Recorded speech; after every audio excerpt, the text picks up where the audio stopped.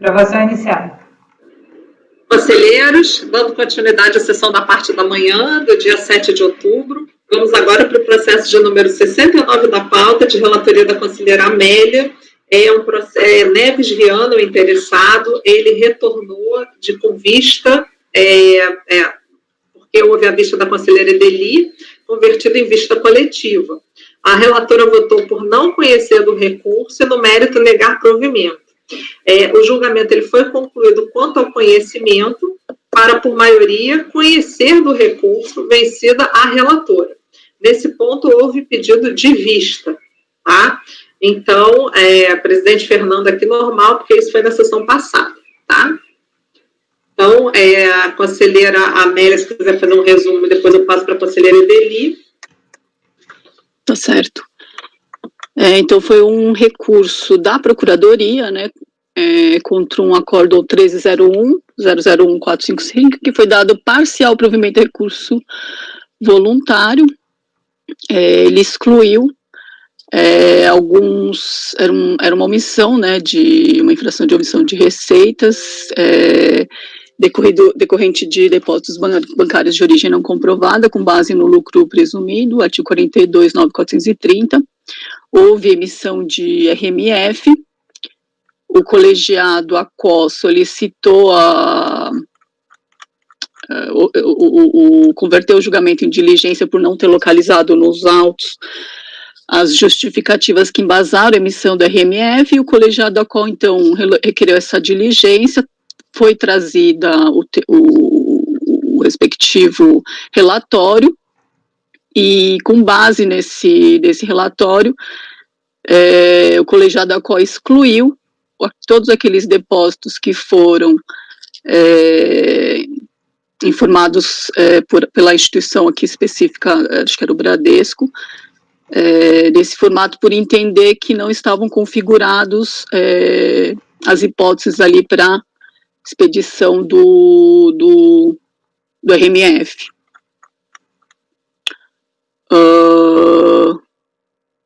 Então, eu fui vencida com relação ao conhecimento, né? Vou também aqui, antes eu tinha trazido um voto muito sucinto com relação ao mérito, eu dei uma melhorada aqui. Então, o cerne da questão está em considerar passível ou não de exclusão aqueles depósitos bancários informados por meio da movimentação financeira trazidos pelo Banco Bradesco, e conforme o acordo recorrido foram realizadas em dissonância com o inciso 1º do artigo 33 da 9.430.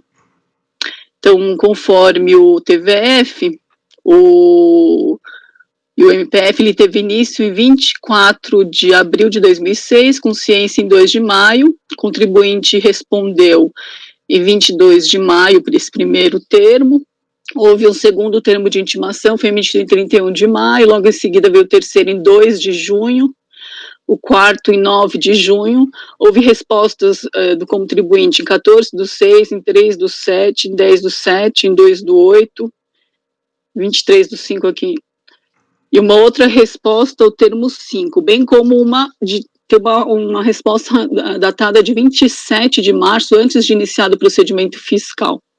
E outras intimações de novo em 27 do 6, em 3 do 8. Teve uma série de intimações, houve uma resposta do contribuinte, né? E, diante do argumento contribuinte de não ter localizado nos autos as justificativas que embasaram a emissão do RMF, o colegiado ACO requer a realização da diligência para que fosse anexado aos autos o relatório que suportou a emissão, bem como que fossem indicados os créditos considerados de origem não comprovada, que integrando a matéria tributável haviam sido extraídos dos documentos fornecidos pelo contribuinte, e aqueles de origem não comprovadas, que foram colhidos por meio da requisição. Então, o termo de solicitação de emissão de requisição foi acostado às folhas 1299. O embasamento é o inciso 7 e 10 do artigo 3º do decreto 3724. Aqui eu colo o que levou o colegiado ACO, na verdade, aqui o que o colegiado ACO entendeu, né, como base para essa emissão, que foi o embaraço à fiscalização devido à proximidade da decadência do ano de 2001. E o auto de embaraço foi emitido contra contribuinte datado de 12 de abril de 2006, sendo que o MPF inicial é de 24 de abril. Há essa confusão aqui de datas, né? Ademais, pelo elencado acima, o contribuinte respondeu às intimações apresentando as informações que possuía. Talvez não tenha satisfeito o órgão fiscalizador da forma como ele gostaria de receber a documentação, mas os documentos mostram que silente o contribuinte não ficou, ou mesmo agiu de forma que levasse ao embaraço fiscal.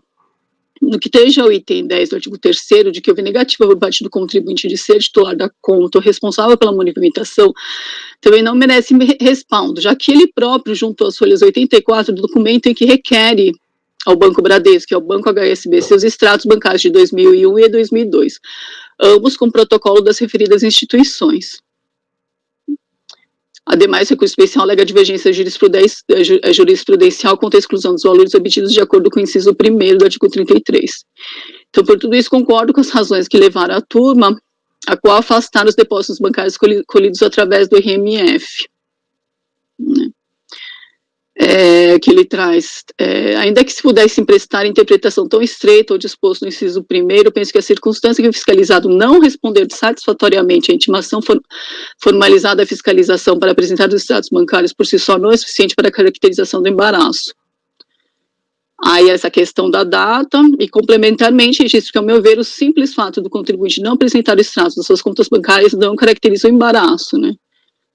A circunstância vislumbrada pela norma é aquela em que a conduta do contribuinte obstaculiza a própria realização do procedimento fiscal, eis que o não fornecimento de informações sobre bens, movimentação financeira, em regra, inviabiliza a execução da auditoria, caracterizando assim o embaraço.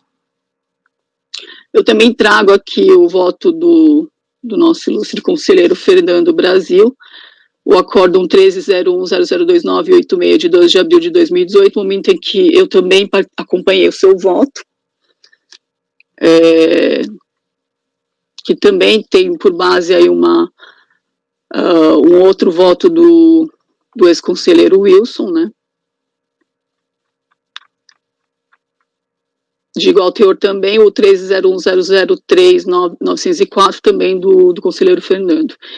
Então, eu nego o provimento do recurso especial da PGFN.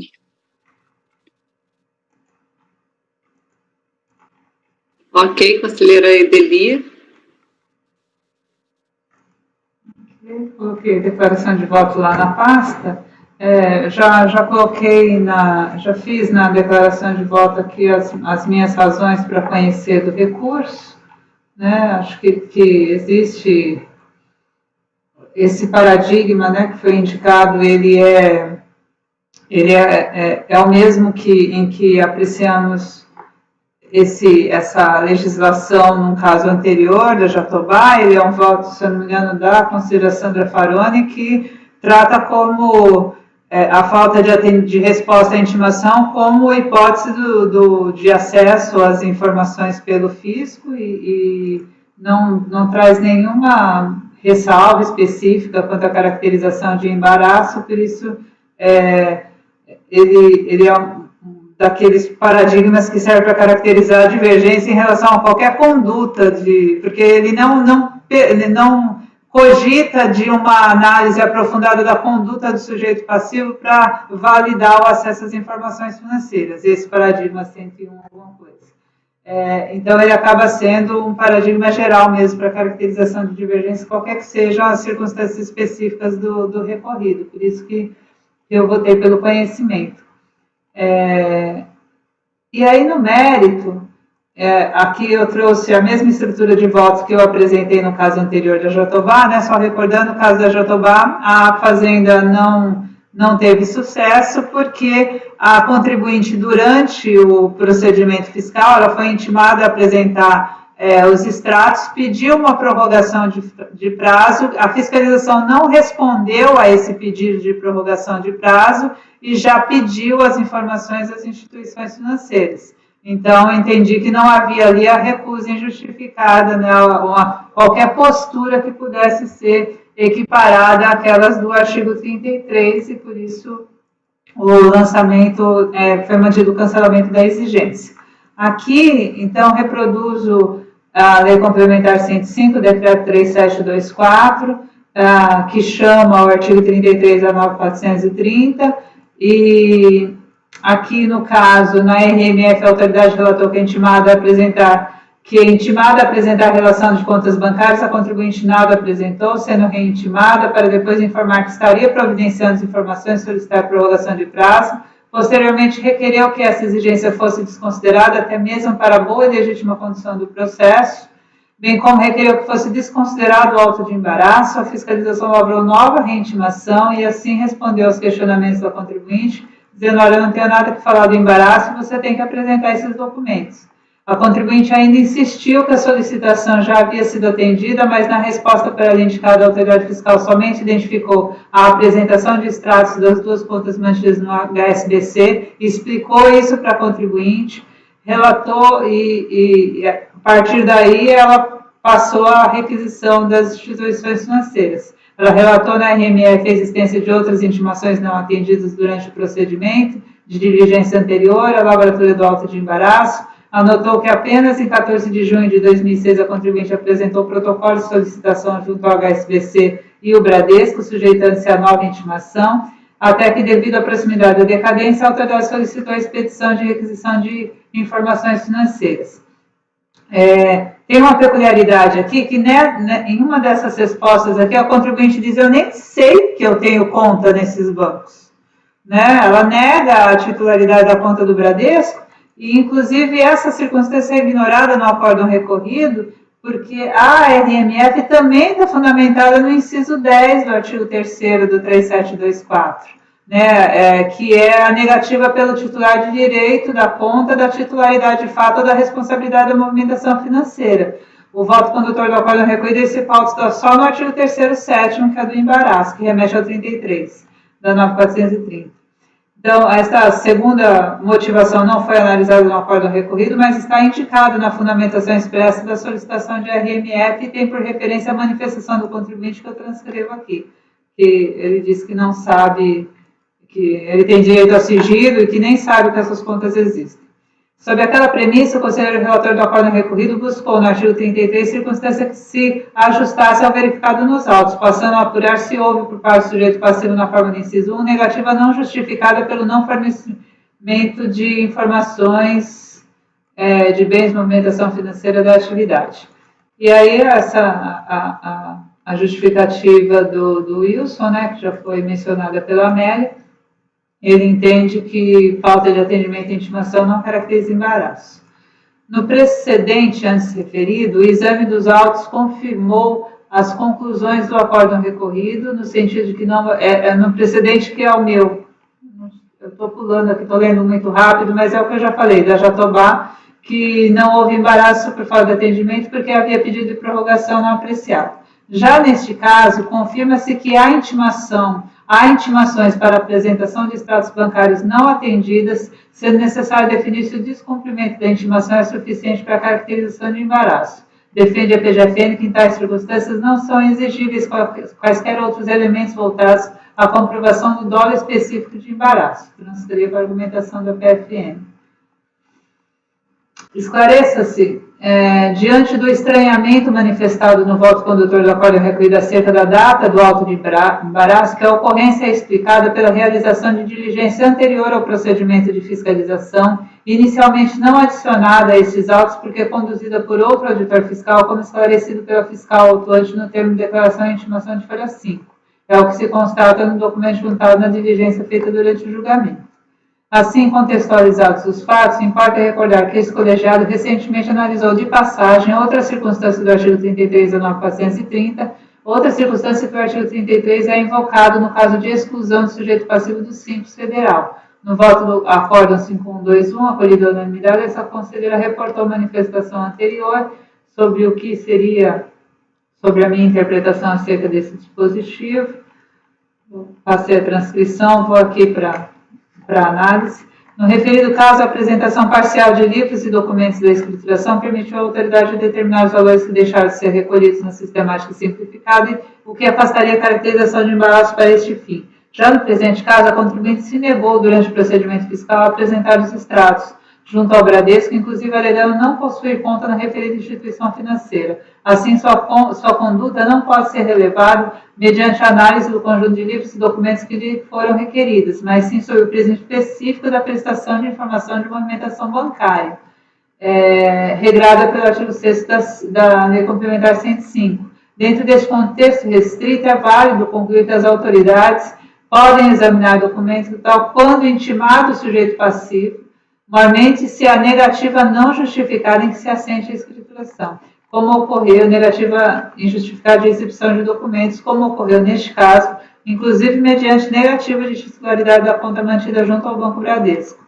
O voto condutor do acórdão recorrido, assim, deve ser reformado no ponto em que se pauta no entendimento de que a circunstância do fiscalizado não responder satisfatoriamente à intimação para apresentar extratos, por si só não é suficiente a caracterização de embaraço. Então, pontualmente, não é que houve resposta insatisfatória, que não houve resposta, houve negativa de titularidade. A negativa expressa de apresentação, seguida de atitudes protelatórias, em continuidade ao que já se verificara no procedimento anterior de diligência, obstaculizava naquele momento a realização do procedimento fiscal, que somente teve seu curso estabelecido com a obtenção dos extratos em requisições de instituições financeiras.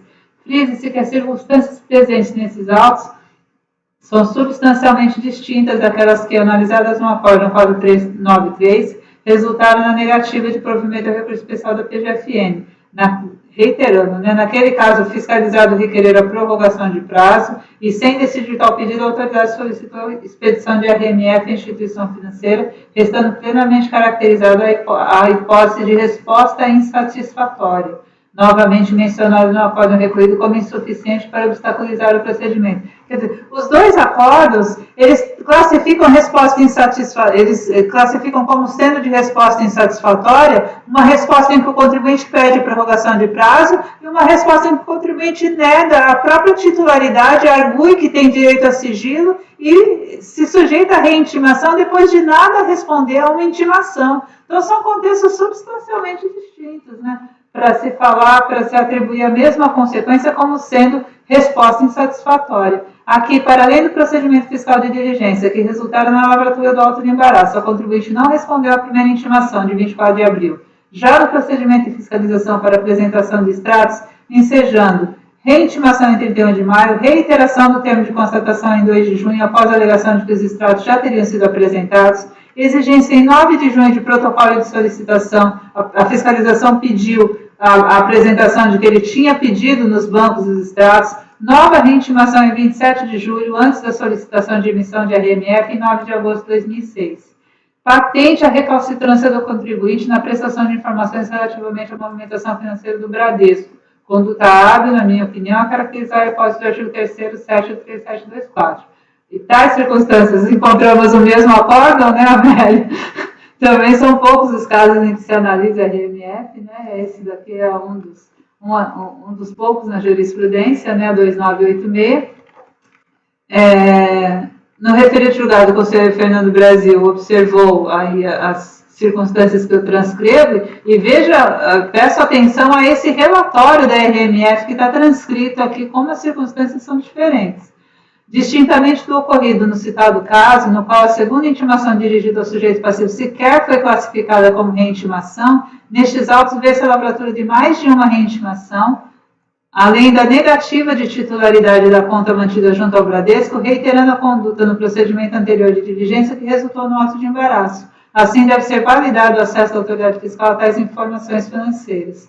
Observe-se, porém, que a PGFN pede que o acórdão recorrido seja reformado, mantendo-se integralmente o lançamento, contudo, há argumentos da contribuinte dirigidos contra as informações obtidas junto ao Bradesco que deixaram de ser apreciados no acórdão recorrido porque é afastada a exigência correspondente a esse depósito. Como consignado no voto condutor do acórdão recorrido, a contribuinte também suscitar a inaplicabilidade da Lei Complementar 105. Além disso, observa-se no recurso voluntário que foram apresentadas justificativas para correlacionar valores escriturados com movimentações verificadas no Banco Bradesco, não apreciadas em razão da exclusão integral dos valores lançados, porque agora a conta Bradesco não é mais minha, Já mudou a história. Assim, os autos devem retornar ao colegiado, a CO, já não é. para apreciação desses argumentos relacionados à movimentação obtida junto ao Bradesco mediante expedição de RMF. Por isso, dou provimento parcial ao recurso da PGFN com retorno dos autos ao colegiado ACO. Provimento parcial porque entendo que não deve ser restabelecida a exigência, é preciso que se continue no julgamento. Ok, conselheira Lívia. Fernando, pode falar, conselheira Fernando. Casos aí... lá na 1301, a gente tem enfrentado várias vezes esse tipo de processo aí. Então, as premissas lá que tem mais ou menos o colegiado acompanhado, né? Tinha esse precedente do Wilson, e depois deve ter ali na turma mais meia dúzia de julgados citando sobre esse tema. Então, o que a gente tem entendido lá é que não basta infelizmente, é uma situação comum, e eu sei porque eu já me deparei com isso quando eu estava na fiscalização, quando eu estava no gabinete, que eu via esses dispositivos lá. Enquadra, tem 11 hipóteses na época, né? Agora são 12, tem 11 hipóteses. Se tem uma hipótese específica, vai lá e enquadra na hipótese específica. Falei, porque não, eu já temia, tinha um certo temor de que uma mera intimação e o contribuinte não apresentasse os extratos, né? Tinha colega que intimava, dava os 20 dias, o contribuinte não tinha respondido, ou não tinha localizado o extrato, e queria emitir a RMF, né?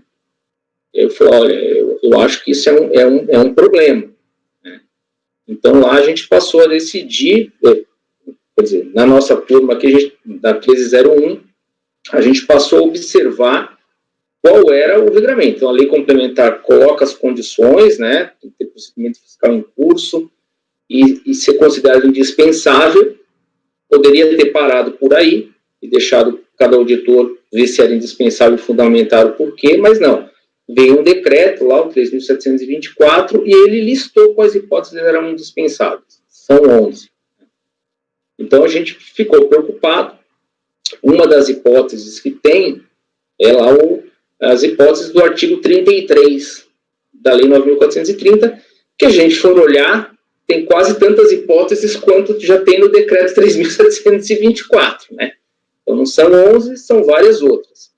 Mas, enfim, em geral, a fiscalização utiliza lá situação de embaraço, né? Então, intimado, o contribuinte, né, não apresenta injustificadamente, tem várias coisas, entre elas informações sobre movimentação financeira. Esse é o ponto fulcral, né? A interpretação que a gente tem dado lá é o seguinte: se for baseado só nisso, na mera não apresentação, trataria, assim, uma interpretação que poderia ser abusiva por parte do fisco, algo que é restritivo o acesso aos dados bancários, e se a hipótese de não apresentação dos extratos fosse suficiente para caracterizar que o fisco tivesse acesso direto às informações bancárias, não precisaria mais nenhuma hipótese. Você lista uma, olha, se você intimar um contribuinte e ele não apresentar, já é suficiente para você pedir para o banco, não precisava ter mais nenhuma. Pode ser dispensável quando eu peço e o cara não me dá. Não precisava ter 11. Né? Então, precisa haver a situação do caso concreto. Né? Fica um pouco difícil, às vezes, quando a fiscalização, como aquele caso ali, está escrito com 2 parágrafos, né? Um relatório, uma concisão tremenda, né? Que não consegue justificar. Né? E, às vezes, você tem situações extremas, né? Aquele que eu digo logo no começo, tem umas outras que podem ir acontecendo caso a caso. Fernando, seu objetivo, sem querer lhe cortar, mas só assim para a gente, para construir o raciocínio. Eu sei que eu estou lhe interrompendo, mas só para a gente tem uma pauta grande ainda e vamos tocar. O que o senhor puder resumir, eu agradeço. Tá? Obrigada. Então, no nosso caso lá, a gente tem entendido que a mera não apresentação dos extratos não fundamenta a expedição da RMF. A gente tem que cancelar. Você tem situações e situações, precisa analisar o caso concreto, né? Nesse caso aqui, eu até queria ouvir depois, talvez, a conselheira Amélia fazer alguma explanação. A conselheira Ideli trouxe uma situação que é bem diferente, que é não só o contribuinte ter alegado, se só o contribuinte tivesse alegado que a conta era em nome de terceiro, para mim não ia mudar a situação da RMF. Mas o fato de a fiscalização ter enquadrado não só na hipótese do artigo 33, mas ter incluído ali a hipótese, acho que é o inciso 11, né, se eu não me engano, que é a conta ali, em nome de interposta 10, em nome de interposta pessoa, muda totalmente o cenário. Aí eu acho que é uma situação diferente, que talvez não tenha sido vislumbrada, né? Com certeza não foi vislumbrada, talvez pelo conselheiro Wilson, quando relatou o processo, que muda, para mim, completamente em relação aos processos anteriores. Se for a mera não entrega dos extratos, e eu falo, o decreto 3.724 ele é tão importante que o STF, quando julgou a lei complementar 105, ele colocou como condição para os estados terem acesso aos extratos bancários, o fisco estadual, municipal, que eles ditassem normas tais quais existe o 3.724. Então, quando a gente derruba um auto de infração assim, eu não faço a favor do contribuinte, eu faço a favor do fisco, de manter essa prerrogativa de não ser uma coisa abusiva. A gente tem que tomar muito cuidado, né? A gente viu há tempos atrás até o Supremo ameaçar abrir uma discussão de novo sobre o tema, e situações abusivas eu acho que a gente teria que fazer em prol do fisco continuar, né, futuramente ter esse acesso sem maiores restrições, já que o decreto, esse é um caso típico, né, a fiscalização foi lá, enquadrou e em geral quando alguém é fiscalizado, ele tem movimentação superior a 10 vezes a da conta. Você pode ter certeza. Então, isso aí já tem uma hipótese que já seria, pelo próprio decreto, um indício de interposição de pessoas que poderiam utilizar o inciso 10. Então, já adiantando, né, no caso concreto, eu acompanharia, se a conselheira Amélia mantiver o voto dela, acompanharia o voto da conselheira Ideli pelas conclusões. Ok, conselheira Amélia, pode falar. De fato, eu coloquei aqui, o embasamento é o inciso 7º e o 10º, né? Então, o 7º seria as previstas do artigo 33 da 9.430 e o 10, negativa pelo titular do direito da conta, da titularidade de fato, da responsabilidade pela movimentação bancária. E aí, o que eu tinha colocado a respeito era que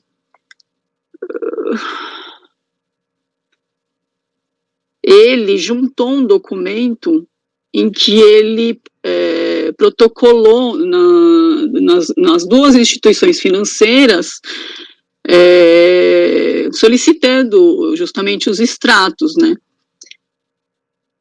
Então, para mim, essa negativa não estaria caracterizada porque ele pede ao banco que se junte, que ele solicita os extratos bancários, né? E, de fato, o Wilson, ele não analisou esse item 10, ele foi direto no 7º, né?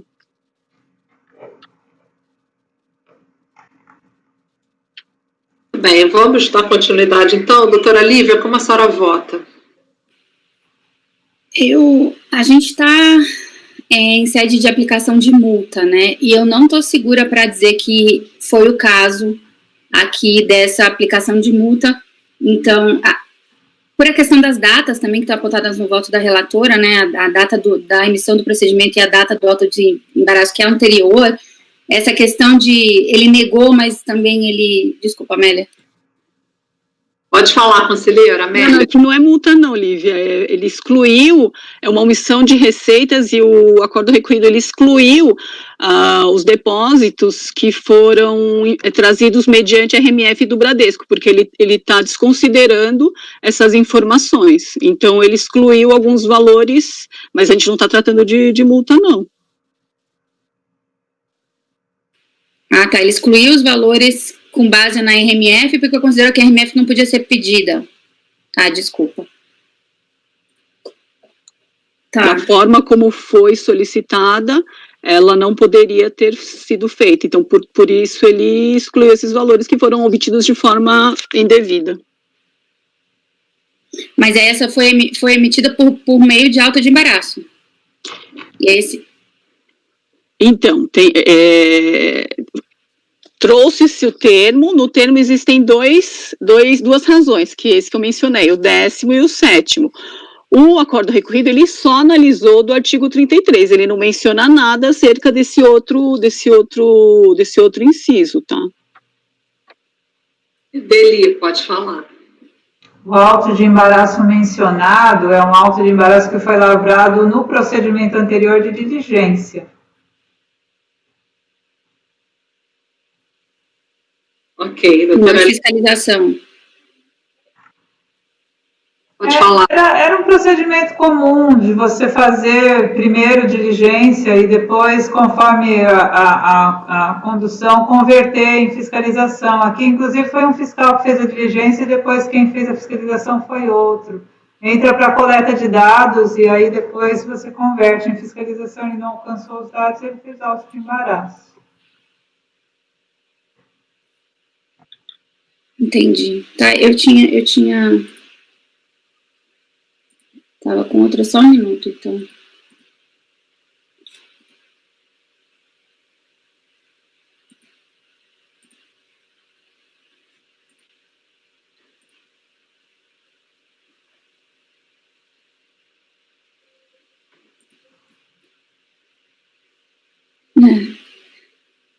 Mas eu vou acompanhar a relatora, porque negativa não justificada, acho que teria que ser não justificada mesmo. Ele teve uma justificativa, ele fala que a conta não é dele, depois mas ele pede os extratos bancários, então, enfim, ele atende a fiscalização, ele não simplesmente não atendeu e desidiou. Esse é os termos do voto da relatora, né? Eu acompanho o voto da relatora, presidente. Ok, conselheira Viviane, como vota? Acompanho a divergência da conselheira Deli nos mesmos termos. Ok, conselheiro Fernando, como vota? Já adiantou um pouquinho, né? Sim, presidente. Só talvez ele possa me esclarecer, o Amélia. O Wilson não tocou na hipótese do inciso 10, é isso? Então eu vou abrir uma divergência um pouco diferente, porque eu vejo que a divergência da conselheira Edeli, ela é no sentido de já considerar que foi ok a solicitação a solicitação da RMF com base ali. Só que como esse tema não foi enfrentado pela turma, eu acho que deveria retornar para que a turma anterior se pronunciasse sobre essa RMF com base no inciso 10, e aí, se fosse o caso, ela continuasse no exame de mérito. Porque, na verdade, o acórdão, ele tem essa omissão, né? Ele não se pronunciou sobre essa segunda hipótese. Então, o senhor vai dar provimento parcial com retorno por outros motivos. Por favor, conselheira Edeli. Eu só quero esclarecer que as 3 ou 4 reintimações lavradas, para mim, a negativa, a arguição de direito a sigilo, isso tudo para mim é suficiente para a caracterização do 33. A informação quanto à negativa de titularidade, na verdade, eu não valido o procedimento com base nesse inciso, mas como ela é integrada dentro da caracterização da hipótese do 33. Ok, pode falar, conselheiro Fernando. Presidente, é só para dizer que, independentemente do resultado, eu vou fazer declaração de voto para deixar limitado. Ok. Mas aí, no caso, seu resultado é por dar provimento parcial, só que por outros motivos. É isso? Com o retorno por outros motivos. Ok, conforme devido. Pode deixar. Conselheiro Toselli, como vota? Presidente, me incomodou também essa tentativa do contribuinte de enganar a fiscalização, seja falando que a conta não é de titularidade, dando a entender também seria de terceiro. Então, eu acompanho a divergência do doutor Fernando. Ok. Conselheiro Caio, como o senhor vota? Presidente, nesse caso, eu vou acompanhar a relatora. Ok. Eu vou acompanhar a divergência da conselheira Edeli. A Viviane acompanha a divergência da conselheira Edeli? Sim, né? Então, vamos lá. 3, Edeli, Viviane, Andréia. Lívia, Amélia e Caio, pela relatora. 3. Não, mas aqui o Fernando vota pelas conclusões também. Então, peraí. A relatora aqui foi acompanhada pela doutora Lívia e pelo doutor Caio, tá? A doutora Edeli foi acompanhada pela doutora Viviane, pelo doutor Toselli, por mim e pela Viviane e por mim. O doutor Toselli acompanhou o doutor Fernando, mas de qualquer maneira é dar provimento parcial, por maioria, né? Vencida a relatora, Lívia e Caio, que negaram provimento, né? Doutor Fernando, doutor Toselli deram provimento por conclusões distintas, né? Porque eu estou dentro da conclusão da doutora Edeli, certo? Então, é isso. Doutora Edeli é o voto vencedor. E o voto no conhecimento também já pode, então, a senhora já pode adentrar o conhecimento, tá? Então já faz tudo, tá ótimo. Tá ótimo. O doutor Fernando vai fazer declaração de voto. Perdi alguma coisa? É isso aí, tá certo? Perfeito. Tá, então vamos dar continuidade, item 70 da pauta, de relatoria do conselheiro Toselli, Protector Assessoria Empresarial, interessado Fazenda Nacional. Conselheiro, o senhor está com a palavra.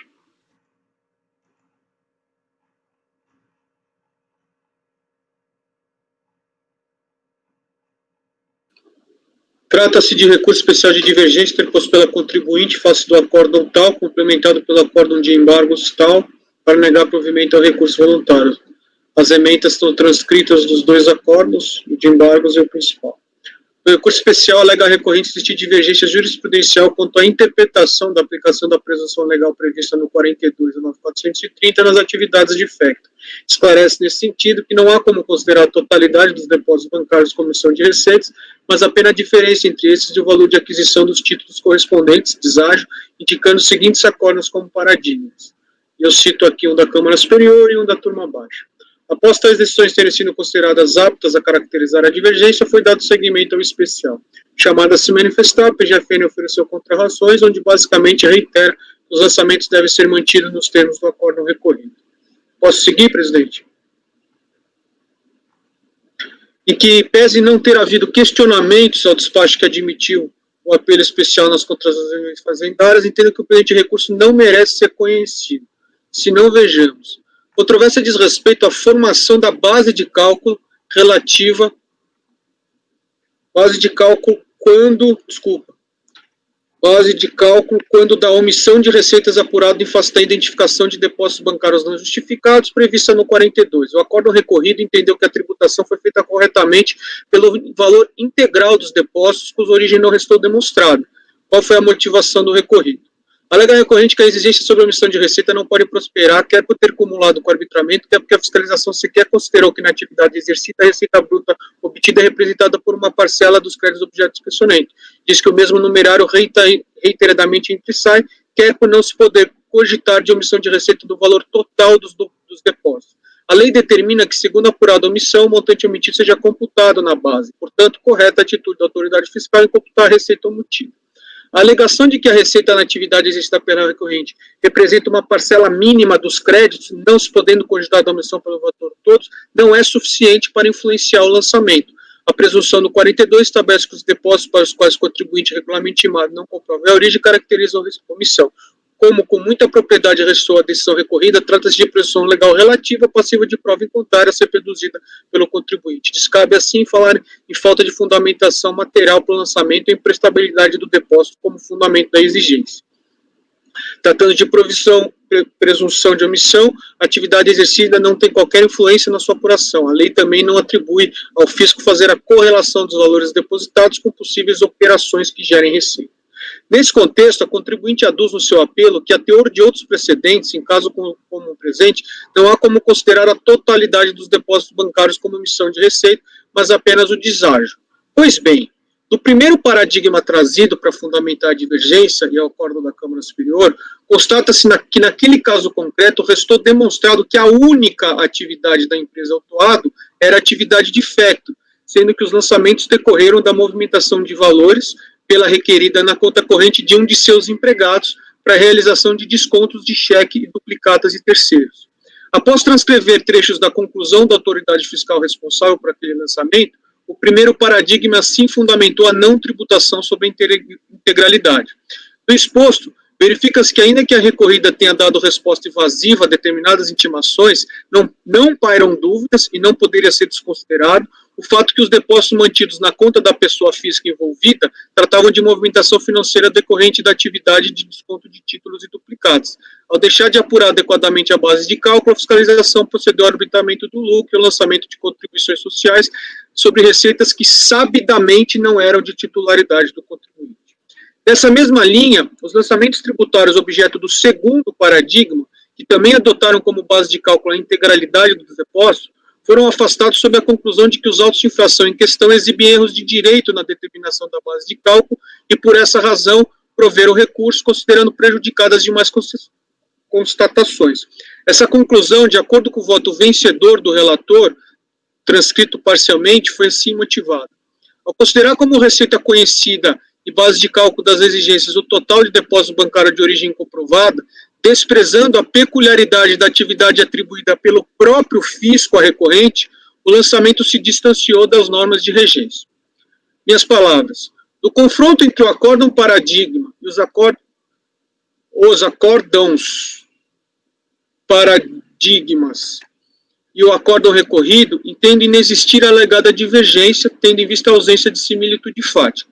O entendimento que prevaleceu nos paradigmas, na verdade, partiu da premissa de que os depósitos objeto de tributação por pressão corresponderiam a receitas de factoring, o que não ocorre com os depósitos tributados nesse caso concreto, cuja origem nunca foi efetivamente conhecida. Em outras palavras, não houve aqui prova de que os depósitos tributados dizem respeito às operações de factoring ou descontos de duplicata, fato este que impede que o presente jogador crie a convicção de que o colegiado que julgou os paradigmas reformaria o recorrido. A leitura do próprio objeto social da recorrente, cito as folhas, e dos fatos relatados atestam que ela sempre praticou diversas outras atividades em paralelo aos serviços de cobrança de títulos e documentos, o que impede afirmar e sequer presumir que os depósitos creditados em suas contas de fato seriam provenientes apenas de factoring ou atividade assemelhada, como eram os casos submetidos aos julgamentos dos paradigmas. Ademais, a própria fiscalização, antes de proceder com os lançamentos, já havia excluído diversos montantes da base de cálculo identificada pelos créditos bancários, dentre os quais aqueles que representavam o custo dos títulos objeto de negociações de créditos de terceiros e outras intermediações.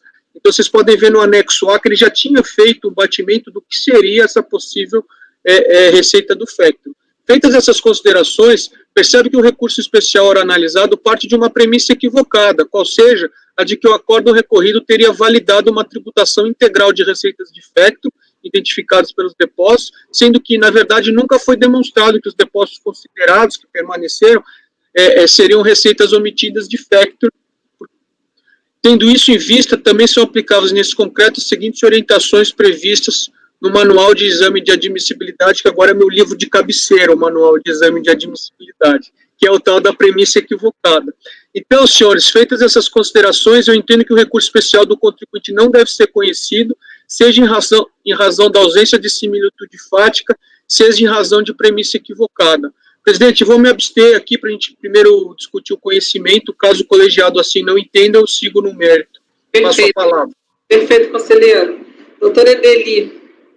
Impressionante, né? Nenhuma linha de defesa arguindo que os depósitos bancários eram de factoring no recurso voluntário. Impressionante. E aí traz a questão em recurso especial. Parabéns, Tozelli. Muito claro. Bom relator. Ok. Conselheira Lívia, como vota? Eu acho que eu perdi alguma coisa, porque o que o recorrido diz é que assim, o recorrente está tentando argumentar que, porque a natureza da atividade dele é diferente, eu não posso presumir que a totalidade dos depósitos bancários dele seja receita. Eu preciso considerar essa natureza e talvez considerar que só parte desses depósitos sejam receitas. E ele fala, não, a presunção do 42 é receita, depósito bancário não identificado é receita, ponto, me interessa a sua atividade. Os paradigmas falam presunção de receita, depósito bancário de origem não justificada, mas você é factoring. Então, numa factoring, pela própria natureza, parte dos não é a totalidade dos depósitos bancários que é receita, é só uma parte, que é a comissão. Então, eu considero a sua atividade para dizer que, para não tributar a totalidade dos depósitos bancários como omissão, e sim uma parte dela. E aí, então, eu consigo ver contraposição desse argumento. O recorrido falando 42 eu pego o valor do depósito, eu tributo como omissão de receita, ponto, não interessa o que você faz. O paradigma fala, não, eu considero o que você faz e não considero a totalidade dos depósitos, e sim e pondero com base na sua atividade. Consegui ver alguma coisa, não sei se eu estou perdendo algum argumento. Pode falar, conselheiro Tozelli. É exatamente essa diferença. Os paradigmas partem da premissa que os depósitos são da atividade de factoring. O recorrido, ele fala que o contribuinte nunca provou que de factoring se tratava. Edeli. Eu estou querendo achar onde que o recorrido teria dito isso, Tozelli, porque nem isso eu achei. Alegado não está, no relatório não está. E no voto? Lívia, pode falar, depois o Tozelli. Eu estou considerando só, o recorrido fala, a alegação de que a receita na atividade exercida pela recorrente é uma parcela mínima, não procede, não é suficiente, não influencia no orçamento, porque o 42 é objetivo. Eu pego o valor da omissão e tributo como receita omitida, o valor do depósito e tributo como receita omitida. E assim, eu estou considerando a decisão. A decisão do recorrido a sua alegação não faz sentido, não interessa a sua atividade, eu pego o valor da omissão e tributo. Eu pego o valor do depósito e tributo como omissão. O paradigma fala, valor de depósito deve ser, sim, tributado como omissão, mas eu considero a sua atividade. E aqui, como você me provou que é factoring, mas aí já é mérito. Entendeu? Eu considero a sua atividade, ponto. Aí, no mérito, como você me provou que é factoring, eu vou efetivamente excluir. Mas no ponto anterior do direito, ou a gente vai decidir que o 42 é objetivo, você pega o valor da omissão e do depósito e tributo como omissão, não interessa a atividade, ou a gente vai decidir que você pega o valor da omissão e tributa, mas você considera o valor da atividade para, de repente, não tributar totalmente o valor do depósito, e sim só parte dele, entendeu? Por isso que eu considero, não interessa muito o que foi alegado, mas sim que a premissa do recorrido e a premissa do paradigma. Ok, Tozelli, Edeli, depois a gente continua a votação, tá? Rápido. A premissa do recorrido, para mim, ela, em momento nenhum, ela considera uma alegação de que a atividade seja de factoring. A alegação de que a receita bruta obtida é representada por uma parcela ínfima, ela se dá porque o contribuinte alega que o mesmo numerário reiteradamente entra e sai. Então, esse voto condutor, em momento nenhum, tomou por pressuposto, ou nem mesmo exigiu prova, porque nem a alegação viu de que a contribuinte exercia atividade de factoring. Tozelli, vou te dar... Ok, Tozelli, vou te dar a palavra, depois a gente continua a votação. É a última só para esclarecer. Na verdade, eu fiz confusão mesmo, porque nesse caso teve mudança de patrono. Esse argumento do factoring passou a ser exaustivamente colocado só no especial. No paradigma, ele não entra no mérito da atividade realmente, mas ele entra no mérito da comprovação. Tem uma passagem lá que ele dá a entender que nem a comprovação do que exatamente se tratava, o contribuinte teria feito. O recurso voluntário, você compara com o recurso especial, parece que é uma nova peça, tá bom? Ok, conselheira Lívia, já comenta e já faz sua votação. Só para deixar claro, eu não estou falando que o recorrido está falando que é factory, não. Estou falando que as teses colocadas em discussão é recorrido. Não adianta trazer a sua atividade para dizer que o valor do depósito não é omissão. Eu vou considerar o valor do depósito como omissão porque 42 é específico. O paradigma. Eu vou considerar a sua atividade para dizer se, de repente, todo o valor do depósito é omissão ou só parte dele. E como, no caso, você me disse que é factory, por essa atividade, eu vou tirar parte do valor.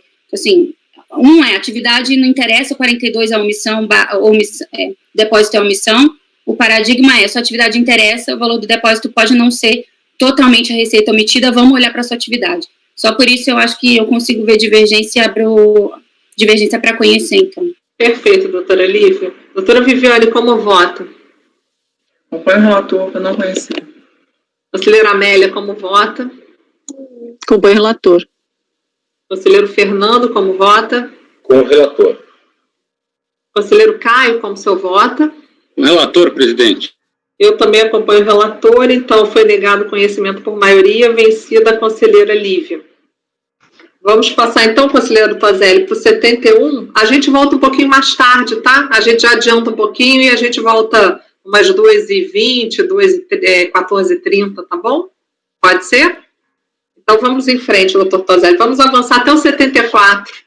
Aí a gente volta mais tarde um pouquinho.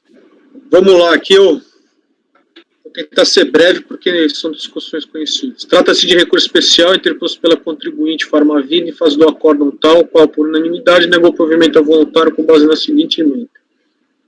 Aqui essa segunda que vai ser a discussão, lucro habilitado por valor das compras, se a receita é conhecida ou não conhecida. O litígio teve origem nos autos de infração de folhas tais que exigem IRCS relativa a 2004, em razão das irregularidades apontadas no termo de constatação, que motivaram a adoção da tributação por arbitramento a partir de informações de compras do período, tendo em vista a afirmativa de que a receita bruta do contribuinte não seria confiavelmente conhecida. Após apresentar a impugnação, a DRJ manteve o lançamento, que seja a interposição do voluntário, que foi objeto do acordo referido. E resignada com a decisão, o contribuinte interpôs recurso especial, invocando o dissídio jurisprudencial de duas matérias, decadência parcial e indevida aplicação do método de habitamento com base nas operações de compra. Nesse segundo ponto, alega contribuinte subsidiariamente que a decisão também conflitaria contra o julgado em razão da falta de liquidez, certeza e exigibilidade do crédito. Quanto à decadência parcial, a recorrente discorda da aplicação do 1731 sob o fundamento de que o acordo recorrido deu a matéria interpretação totalmente diversa da lei da Câmara Superior para que se homologa nos termos do 150 é a atividade do lançamento e não o pagamento do tributo, indicando como paradigmas esses dois aqui, os quais foram admitidos como hábeis a caracterizar o necessário dissídio.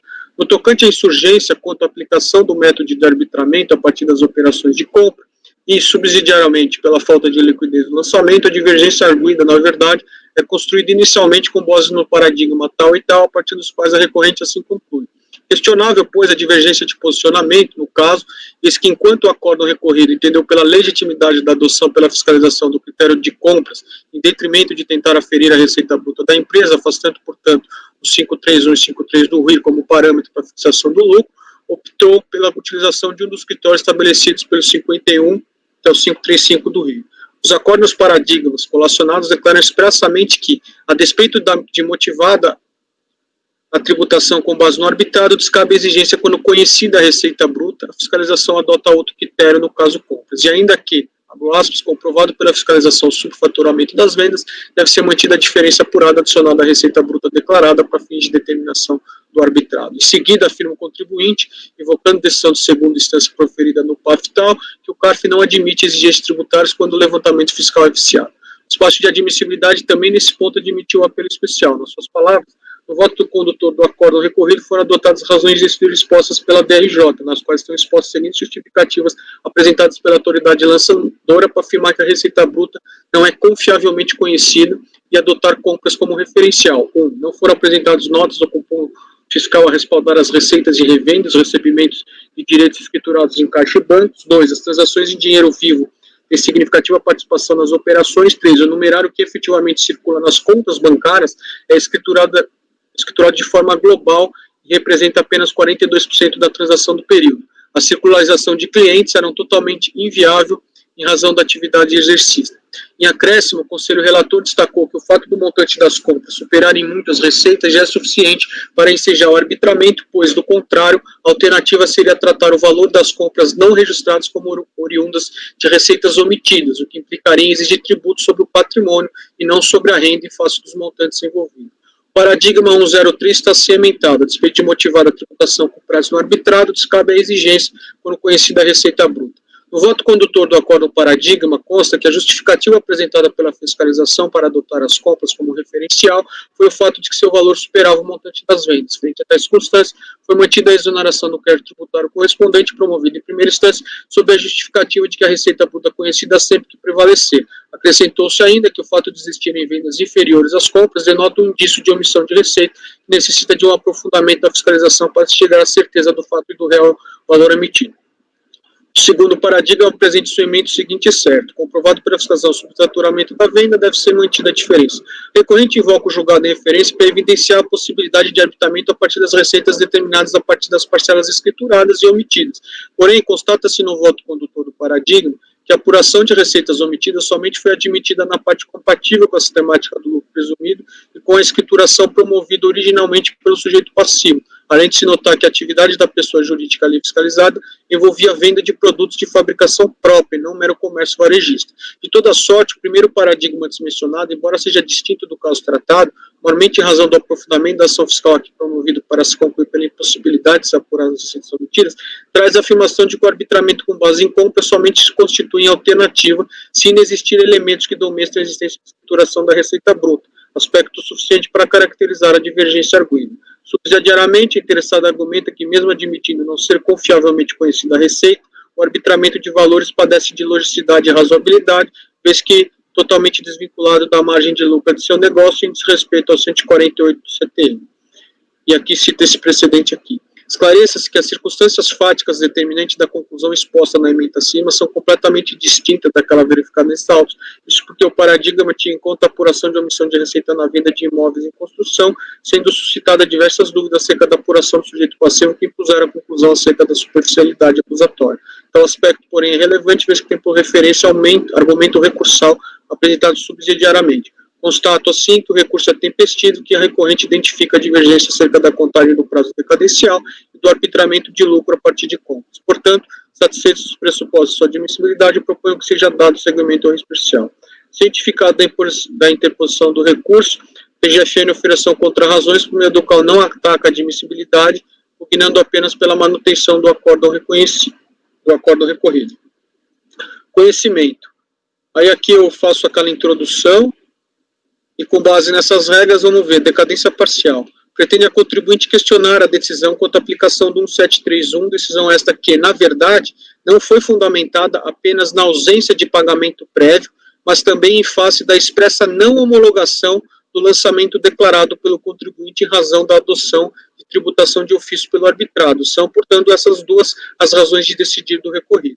Ocorre que o contribuinte, no seu apelo especial, apenas ataca a primeira razão de decidir, a ausência de pagamento, permanecendo omisso em questionar o segundo fundamento, qual seja, de que a tributação de ofício pelo método de arbitramento impediria a própria homologação de sua atividade originária e, consequentemente, também atrairia a aplicação do 1731. Nas palavras da própria recorrente, cito aqui. Nesse contexto, entendo que a ausência de objeção, ou melhor, a falta de demonstração analítica de divergência quanto a esse segundo fundamento que se valeu o acórdão recorrido, prejudica o próprio prosseguimento do recurso especial na matéria decadência. A omissão representa aquilo que se denominou de fundamento não atacado. Mais uma vez eu cito o manual da minha cabeceira, que é o manual de admissibilidade do recurso. Nesse sentido, eu não conheço do recurso especial no tocante à matéria decadência parcial. Aqui, se eu for vencido, presidente, considerando por aí que foi vencido, depois a gente pode voltar. Ok, vamos lá. Que aí do arbitramento do lucro, quanto à segunda matéria, eu entendo que o recurso atende os requisitos de admissibilidade, não havendo, aliás, insurgência pela parte recorrida ao seu segmento, motivo pelo qual eu concordo e adoto as razões do despacho de admissibilidade. Então, eu conheço parcialmente do recurso só na matéria se poderia se valer do método de compra ao invés de receita conhecida. É por isso que eu entendo conhecimento parcial, presidente, passo a palavra. Ok. Conselheira Edeli, como vota no conhecimento? Eu achei que tinha 3 matérias. Essa argumentação subsidiária aqui quanto a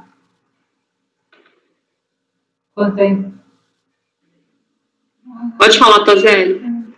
Lili, se você puder responder essa dúvida, porque realmente foi a que eu permaneci, porque ele dá a entender no início do despacho de admissibilidade que seria uma matéria autônoma, e quando ele vai aceitar o recurso, admitir, ele coloca como subsidiário para reforçar o argumento de que o arbitramento seria questionável no caso concreto. Então, como lá para frente nós vamos ver que eu acabei aí afastando o arbitramento da forma que foi, eu acabei não enfrentando esse subsidiário, mas é uma dúvida que realmente eu fiquei, se é uma matéria autônoma ou não é autônoma.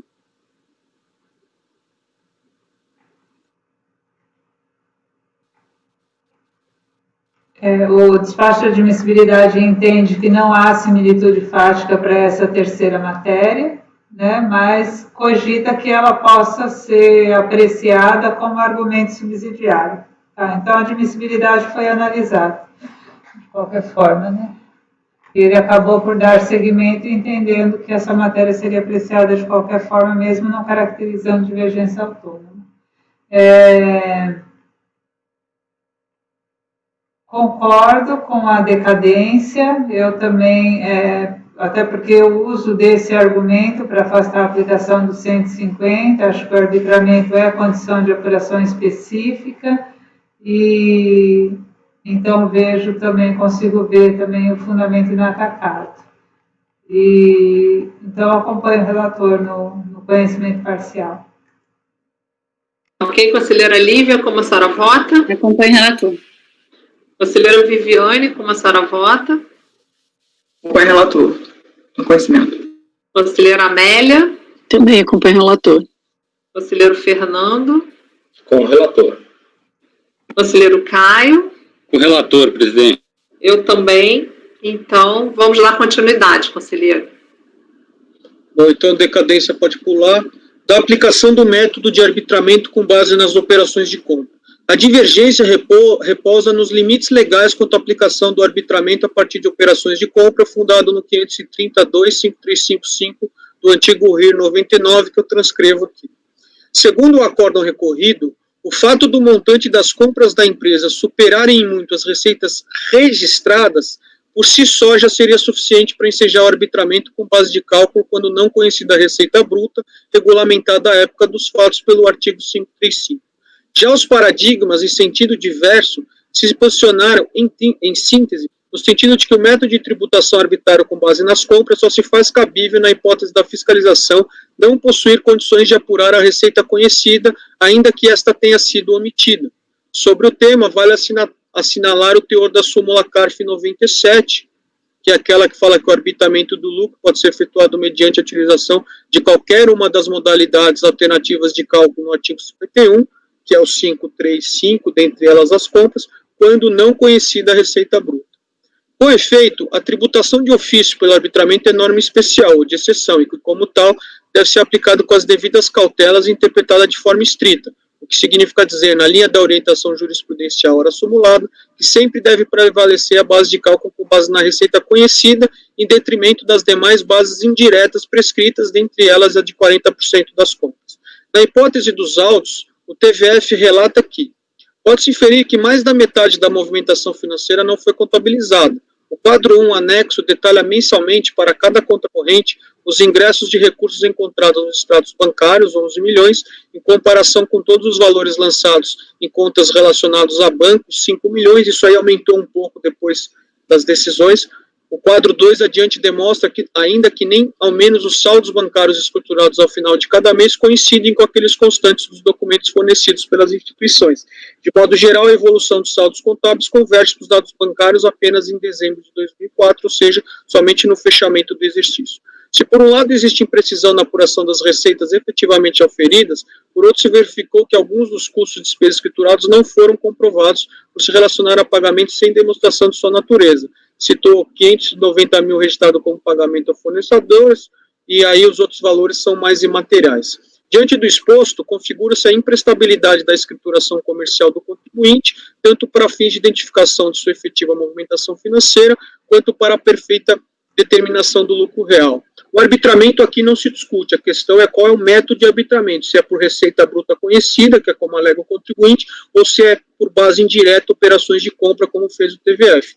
Em seguida, a autoridade fiscal responsável, mesmo diante da efetiva movimentação financeira, a qual já havia sido obtido junto às instituições financeiras, deixa de aplicar o critério jurídico do arbitramento previsto no 532, receita bruta conhecida, optando por arbitrar o lucro com base na regra de exceção prevista no 535, sob a seguinte motivação.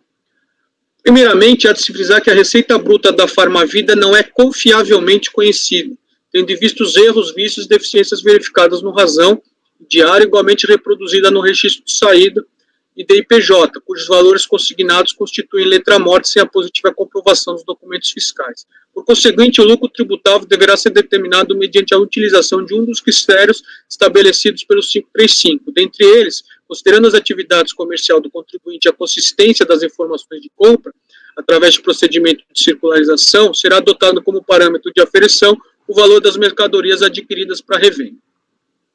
De plano, cabe registrar que a expressão receita não confiavelmente conhecida, empregada pelo agente fiscal, ao caso concreto, não é jurídica, além do que revela um conceito no mínimo vago e impreciso. De qualquer forma, o que precisa ficar claro é que, para fins de definir o critério legal que deve ser adotado pelo aplicador do direito para fins de quantificar a base de cálculo no arbitramento, ou a receita é conhecida, ou a receita não é conhecida, e nada mais. E se tratando de créditos bancários não escriturados e cuja origem não restou comprovado, que foi, conforme visto, a principal causa que levou à adoção de ofício do arbitramento nessa situação particular, a própria legislação já os considera como receitas conhecidas por presunção legal, permitindo, inclusive, a sua tributação direta na forma do 42. Ora, como foi justamente essa posição legal o elemento probatório trazido pelo fisco para motivar a descaracterização da escrita da contribuinte e, consequentemente, fundamentar o arbitramento, deveria a autoridade fiscal responsável pelo lançamento ter se utilizado desta receita conhecida para apurar a base de cálculo, e não se valer de uma base indireta que traz como pressuposto não conhecimento da receita. A propósito, em sessão de 18, acompanhei o voto do Luiz Fabiano Alves Penteado no acórdão tal, julgado que restou a ser emendado. O prefeito de aplicação do 532 utiliza essa receita bruta a princípio conhecida em controvérsia declarada ou aquela que se torne conhecida mediante auditoria. Válidos são todos os meios de prova, bem como as presunções. Nessa linha de raciocínio, entendo que a presente exigência, nos termos dos paradigmas apontados pela recorrente na referida súmula CARF número 97, realmente é descabida, pois a fiscalização, mesmo tendo conhecimento da receita do contribuinte, declarada e omitida, optou indevidamente por se socorrer do critério previsto no 5355 do Rio 99, o qual não é aplicável, segundo penso, na presente situação fática. Diante do exposto, eu conheço parcialmente do recurso especial e, no mérito, dou-lhe provimento para cancelar a autuação fiscal. É como voto, presidente. Ok. Conselheira Edeli, como vota?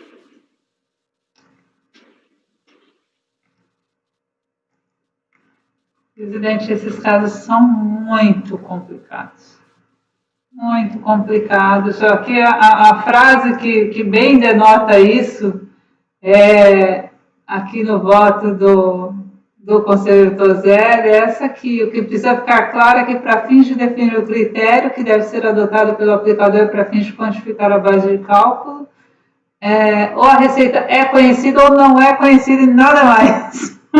Gente, é isso, o que é a verdade, né? Então, a gente nunca vai chegar a uma solução adequada. Eu estou passando aqui pelo termo de verificação fiscal para ver a argumentação da fiscalização, porque nós vamos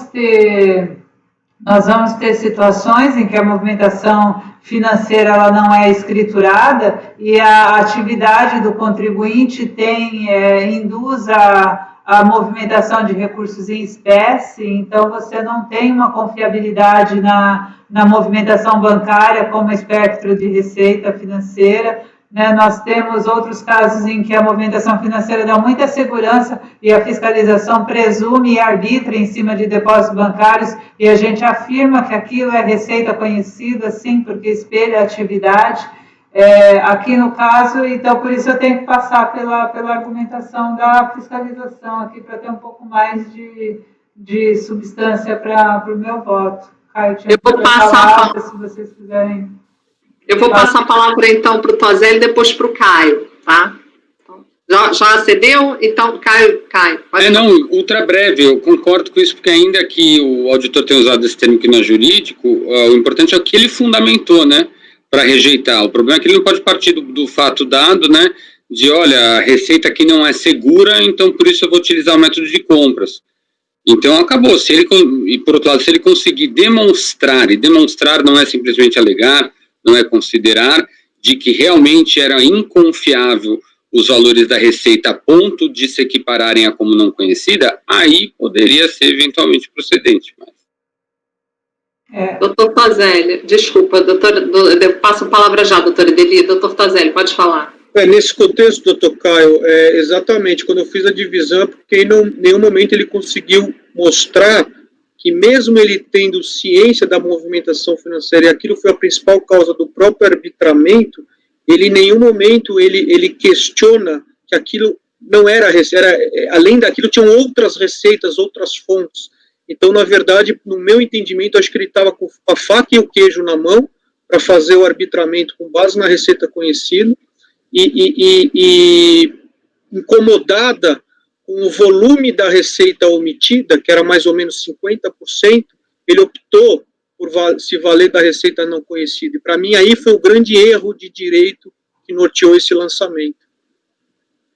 Conselheira Edeli, pode falar. A argumentação da fiscalização no TVF. Além das dificuldades de rastreamento das transações em dinheiro vivo, que tem significativa participação nas operações do contribuinte em razão do grande volume de vendas à vista ao consumidor final com pagamento em espécie, ocorre ainda que o numerário que efetivamente circula pelas contas de titularidade da Farmavida não é fielmente escriturado, tanto pelo fato de os lançamentos serem efetuados de forma englobada, sem o respaldo de livros auxiliares, quanto pela constatação de que apenas 42% das transações foram transcritas nos livros. Sob outro fato, pode-se inferir que mais da metade da movimentação financeira não foi contabilizada. Os ingressos de recursos em extratos bancários RMF, 11 milhões, em comparação com todos os lançados, 5 milhões. Então, eu acho que a fiscalização traz uma justificativa de atividade, uma justificativa específica da atividade, né? Não fica uma atitude discricionária. A súmula consolidou que é discricionário quando não conhecida a receita bruta, mas para você afastar a receita bruta, você tem que ter uma motivação consistente. Eu acho que vão ter casos em que isso vai acontecer, em atividades que têm movimentação em espécie. Eu nem tinha lido o termo, né, só cogitei diante das dificuldades que já visualizei em casos práticos. Então, eu vou divergir do conselheiro Tozelli, que no caso específico, a fiscalização trouxe fundamentação válida para afirmar que não tinha como conhecer da receita bruta de forma confiável. E aí eu acho que conhecer, por ser um conceito de verdade, né, ele admite qualificadoras, né, então eu acho que a gente tem que trabalhar dentro da razoabilidade, e o fundamento que a autoridade fiscal traz para dizer que não tem como conhecer da receita é um fundamento razoável diante da atividade do contribuinte e permite a ele escolher uma outra base se justificado o não conhecimento da receita bruta. Então, vou divergir do conselheiro Tozelli para negar provimento ao recurso especial na parte conhecida. Ok. Conselheira Lívia, como vota? Eu acompanho o relator integralmente. Conselheira Viviane, como vota? Acompanho a divergência, presidente, mantém a autuação aqui no caso, mantém o acordo do recorrido. Ok. Conselheira Amélia, como vota? Acompanho o relator. Conselheiro Fernando, como vota? Presidente, eu vou acompanhar a divergência. Para mim, estou claro que é o típico caso que a fiscalização apontou por que desconsiderar as receitas. Então, embora o contribuinte diga qual é a receita dele, ela demonstrou que aquele valor não reflete a realidade. Isso eu vou votar com a divergência. Conselheiro Caio, como vota? Presidente, eu vou com o relator, mas pelas conclusões, porque eu entendo que não é bem a situação da súmula 97, mas eu entendo improcedentes os fundamentos e as elucubrações feitas aí para apontar para uma imprecisão do valor, entendeu? Então, eu estou indo pelas conclusões, pela não aplicação da súmula 97, mas exatamente a mesma conclusão do Tosé. Ok, eu voto com a divergência, então ficamos por determinação legal do 19E, dar provimento, né, ao recurso na parte conhecida, né, conhecido parcialmente por unanimidade, né, e vencidos Edeli, Viviane, Fernando e Andréia. Alguém quer fazer declaração de voto nesse caso? Não? Então... Pode Edeli, pode registrar para mim, se houver tempo, eu faço. Tá. Edeli. Ok. Ô, Tozelli, já que a gente está, você está aqui nos abrilhantando com sua relatoria, 79 pode ser o 79?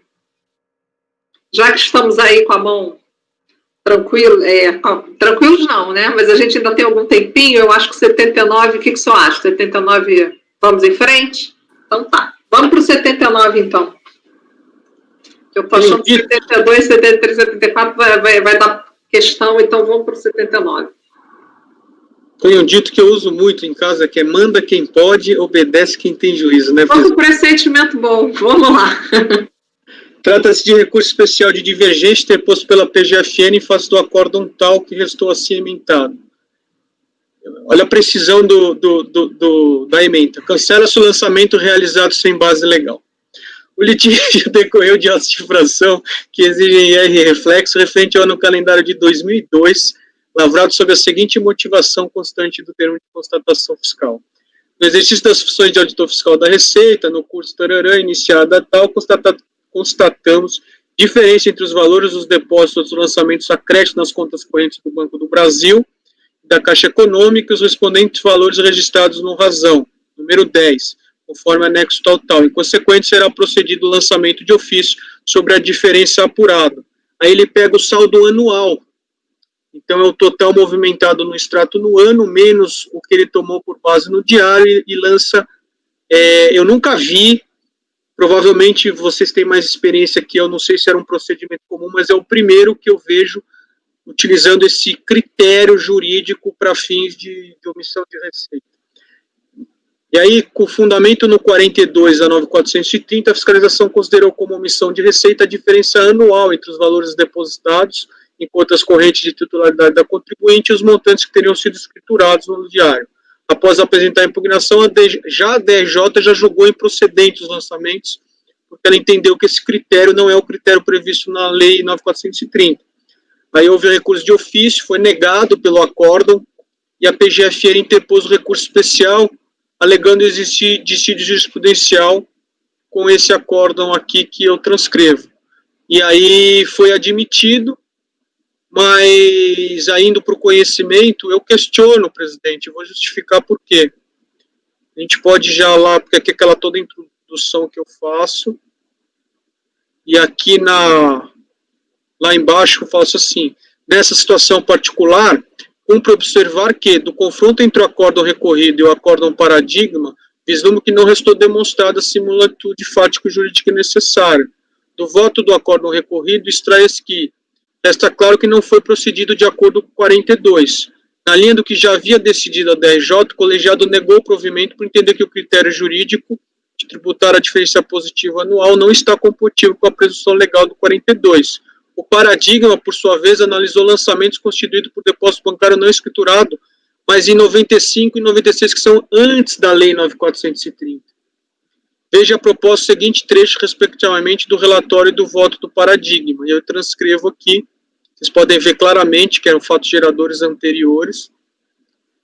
Então, de uma análise mais atenta do paradigma, percebe-se que não há dissídio jurisprudencial da legislação tributária. Então, eu não conheço do recurso fazendário, presidente. Ok, conselheira Edeli.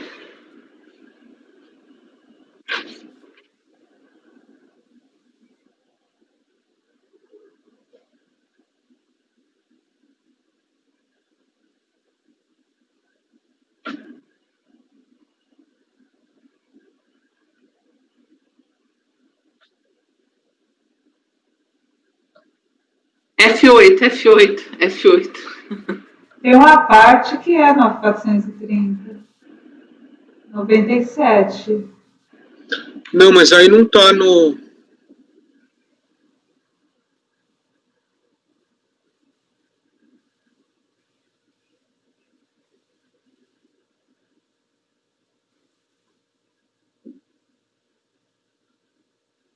Pelo que eu me lembro dele, a de 97 não é objeto, porque naquele caso concreto tinham várias rubricas do lançamento. Faz tempo que eu já vi. Ó, o lucro foi arbitrado...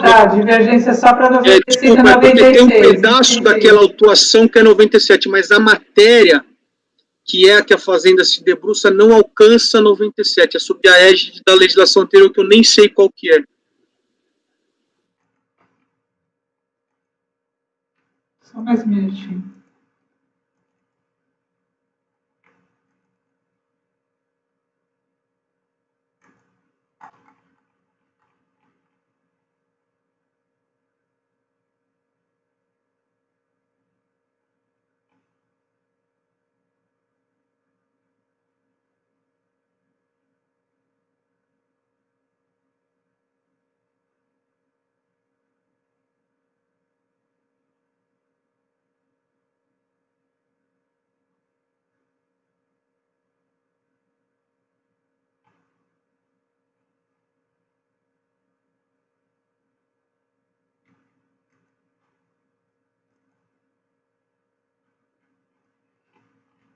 Vou acompanhar o relatório pelas conclusões, porque eu acho que eu falaria muito mais aqui. Ok, conselheira Lívia, como vota? Acompanho o relator. Conselheira Viviane, como vota? Acompanho o relator. Conselheira Amélia, como vota? Acompanho o relator. Conselheiro Fernando, como vota? Com o relator. Conselheiro Caio, como vota? Com o relator integralmente. Eu também, então foi NC1, Edeli, conclusões. Edeli, o seu 84, subvenção de investimento e custeio, o que você acha? Dá para a gente... Vai dar questão ou você acha que vai dar questão? Então, eu queria fazer um último assim, tipo esse, entendeu? Deixa eu ver aqui. 74 parece ser fácil. 74? 84? Não, 84 é da Edeli. Desculpa, 73. 73. Viviane, é o 72 ou 73? O que você acha? Dá para a gente ainda encarar agora? Ou esse do Tozelli 80? Passivo fictício. Esse eu acho que é rápido. Então vamos lá, Tozelli, vamos apostar no 80. Não sei, estou sentindo uma vibração boa. Vamos lá. Esse aí é matéria conhecida. Trata-se de recurso especial interposto pela PGFN, o qual, por unanimidade, rejeitou a preliminar de decadência e, no mérito de pararia de votos, deu provimento parcial ao recurso voluntário para excluir da tributação a exigência de passivo não comprovado referente ao ano base de 96 e 97. Assim foi emendada a decisão recorrida. Aqui essa terceira parte da emenda, que é onde vai pegar a matéria tributável como omissão de receita e fase de existência passiva de obrigações não comprovadas, se restringe aos valores que teriam sido escriturados no curso do período fiscalizado. Em resumo, o litígio decorre de autos de infração que exigem IRPJ e reflexo referente a 96, 97 e 98, em razão da apuração de omissão de receitas caracterizadas pela existência em 31/12 de 98, saldo de passivo considerado pela fiscalização como não comprovado. De acordo com o termo de verificação e constatação, a fiscalização pegou o saldo do passivo do ano, em 31/12, e pediu para o contribuinte comprovar, e ele comprovou só parcialmente, e ele lançou omissão de receita por passivo fictício, né, não comprovado, em relação à parte que não foi demonstrada. O contribuinte apresentou defesa, alegando, em resumo, que não houve a devida motivação e fundamentação, bem como que não poderia ter sido desconsiderado que grande parte do saldo contábil tomado como base diz respeito a lançamentos de anos anteriores, inclusive já alcançados pela decadência. Os lançamentos fiscais foram julgados procedentes pela DRJ, e aqui eu transcrevo aqui a parte da decisão. O contribuinte interpôs recurso voluntário que foi julgado parcialmente procedente pelo acórdão referido. Ambas as partes recorreram, mas só o da Fazenda foi admitida. O contribuinte ofereceu contrarrazões, reiterando os mesmos argumentos na defesa. Conhecimento. O recurso especial é tempestivo, foi interposto sob a vigência do regimento interno da Câmara Superior, aprovado pela portaria. Inclusive, pedi consultoria para os mais experientes para saber se eu podia questionar essa admissibilidade, porque era uma coisa bem de competência, né, do próprio juízo de admissibilidade. Então, aqui eu não questionei, porque a Fazenda apresentou as razões dela, porque que entendeu que aquilo estava violando a lei ou a evidência de prova, então eu conheço sob a égide do regimento anterior. No voto do relator ad hoc da decisão recorrida, extrai-se que o lançamento de ofício foi constituído a partir do saldo em 31 de 2 de 98, o qual, após repetidas solicitações formuladas, o contribuinte não logrou ser totalmente comprovado. Estaríamos, assim, diante de um passivo inexistente, perfeitamente enquadrado no artigo 40, que é aquele dispositivo que nós conhecemos da omissão de receita por passivo criado artificialmente ou não baixado, né, pela manutenção. A simples leitura da norma não deixa dúvida quanto à correta fundamentação do lançamento em causa. Anteriormente à vigência do supracitado dispositivo, a presunção de omissão, quando se constatar a manutenção do passivo já liquidado, autorizar o artigo 180 não alcançar pela sociedade a não comprovação da essência real do passivo.